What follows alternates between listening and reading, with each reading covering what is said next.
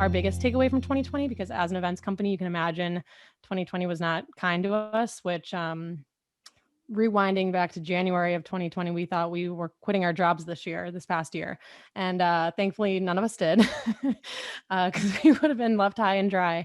But yeah, kind of taking a step back and just watching everything that was going on in the world and in America specifically, there's a lot to sort of take in and digest, both personally as human beings, but then also as a brand, and having some sort of platform and some sort of voice in the social square of Instagram. And I think with it, we said we don't need to limit ourselves here, and we don't want to be a girls golf company. We want to be a golf company, period. And one thing that came out of that was the podcast, and that's Jen's baby that I always I always call it your baby, which sounds You weird. do call it my baby all the time. All the time. And I never mean to, but then I just so say proud of my beautiful daughter. Low expectations. But I mean, it is your baby. It's like your pride and joy, and our pride and joy. But that was a way for us to stay relevant, right? Like, we're an events company, not able to host events, but we still want people to feel connected with Grueter Golf. We still want people to know what we're up to and what we have to say and how we think about golf, but also really about anything tangential to golf or not even associated with it. So that's been a fun way to sort of pivot away from events only, because I think looking ahead, again, we don't want to be a women's golf company or girls golf company. We just want to be a golf company. So, that's going to touch a lot of different areas related to media and all of that. So I would say that's how our mission has changed. It's a very long-winded answer, but I would say we're just widening sort of the umbrella that we're after, and the things that we want to accomplish have widened.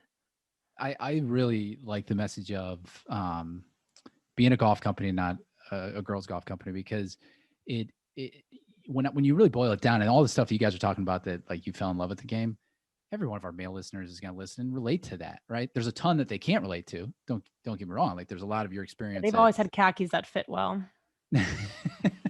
Or they never have, just haven't known it. Right. They just haven't cared. Ignorance is bliss. Yeah. But I have, that's how I hope, my hope for our brand and NewClub Golf Society is that we can attract women just as we attract men, but not doing anything differently. Now, maybe not differently, but just appealing to that commonality amongst everybody, and not having to like specifically, because in the end, if you got to kind of ignore more of those differences, because it doesn't matter. Like, we all think differently, we all dress differently, we all have these different approaches to the game of golf, but in the end, there's those baseline values about golf that, like, oh yeah, being outside and having this enjoyable experience is why I do it. So I love hearing you guys say that. And your podcast is awesome, Jen. Your baby doesn't stink. I will go on record and say it's my new hot podcast in the golf world. Wow. Very much appreciate that. I was reaching my limit. I had to pull out somebody to add you guys in, but you've really been engaging. I think you guys knock out people. Who do we beat? Not going to go on record for that. No, okay. Can't. Fair enough.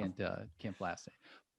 But your show has been really fun, and you guys have, it has a ton of personality to it. Your host, your guest, your host is wonderful too, Jen. But thank you. Your guest, Christine Fraser, is that right? Oh yeah. How cool was she? She was a lot of fun. We have a ton of golf course architecture buffs that listen to us.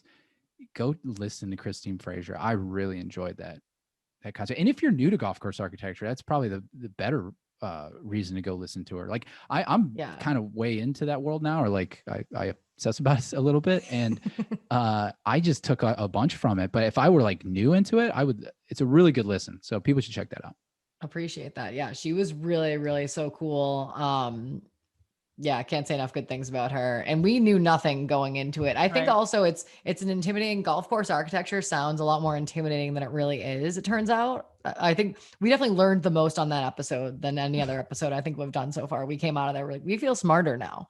But she was really, really cool. We've been super lucky with guests, but I think that also goes back to like, we've been really lucky just in general on the Grueter Golf path, like meeting really cool people.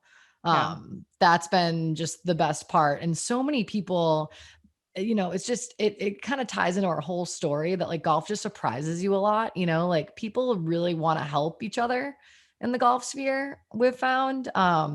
You know, you included, right? We're here tonight chatting with you, friends with you. But people have just been so great to us and we really appreciate that, you know? So it's been nice. There's a lot of people out there that, yeah, like want to help others coming up in the industry, but also just want to make golf better themselves, right? Like even for the people that have grown up in the sport and know the sport in one sort of like maybe the stereotypical way, you know, I would say the biggest surprise or sort of like vote of confidence for us is that they still recognize the value in what we're doing and don't see it as a threat, which, you know, not to say that we've gotten that a ton, but, you know, you can understand why maybe some people would think that. So I think that's been the most endearing thing is just to see that there's plenty of people kind of in our corner saying, yeah, like keep doing what you're doing and we'll help you in any way we can, which, you know, did not think that was going to be the case starting Kirsten's Instagram account however many years ago. Never thought that we would like get into like, you know, anything called the golf world. You know what I mean? Like, because we didn't know there was a golf world even. Like we didn't know anything at all. So it's almost like we just like, you know, fell into this like sinkhole and we're like, wow, there's a whole like world down here. This is insane. Yeah. Haley, you mentioned a little bit of the people that are, and there's not a lot of them, so I don't want to like overstate this point, but people that are worried of newcomers, you know, that they might erode the tradition of the game, or they might, you know, by playing music. That's just a very common example you hear, right? If we put speakers in our carts, then bunch of, you know, savages are going to be on our golf course and playing shirtless. I don't know, but in my experience, because I'm a traditionalist, if I really have to break it down, like I read golf history books and I love, you know, country club weirdness of the tradition, right? The tradition to me does matter. But what I found is that if you don't like close the door and say, all right, you do it a little differently, you're over there, but you say like, oh no, this is how it's done in this arena. And let me tell you why. Like maybe it makes sense and holds water. Maybe it doesn't. And that's what scares a lot of people. So I guess there's no question, but like, would you say, can we win those people over? Because I know that you guys are a great example. Bringing you in, you respect all that stuff. You're not trying to take away from any of that. Right. Yeah. I think it's like read the room. You know what I mean? Like on both sides, right? Like there's no reason, like we're not going to pull up to a super nice club and start blaring music and like wearing tank tops. You know what I mean? Like I think anybody who's a reasonable person can kind of just tell like what a place is. And I think that there's just room for both of them, right? So like I'm not going to go to like, you know, the country club in Brookline and act the same way that I do at Franklin Park. You know, the Divine course, which is like the Boston Public course. And like, if you know, if you're near a group that looks like they're older people that are serious, like, yeah, turn down the music, you know, don't yell. Right. But if it just depends on where you are, you know? Yeah. I was going to say just off of that, Jen, like there's room for all of it, right? Like there's so many different shades of golf and golfers and we're not trying to ruin golf for whoever wants golf a certain way, right? Like we just want a new way to play and want to show people that there's different ways to play and experience the game. So yeah, I think there's room for all of it, right? I think that's a very diplomatic answer, but very genuine answer. Yeah. And again, that's not a huge population anymore. I really do think more people want to see new life and new eyes on the game because it's so much more positive is going to come from it than negative.